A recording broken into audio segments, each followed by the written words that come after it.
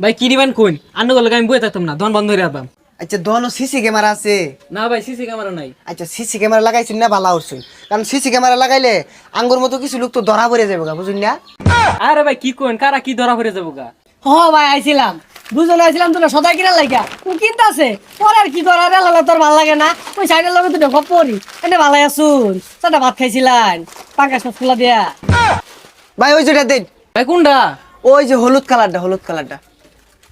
হ্যাঁ ওই যে ওই বেগুনিটা। এটা হ্যাঁ ওই যে ওই সাইডেরটা।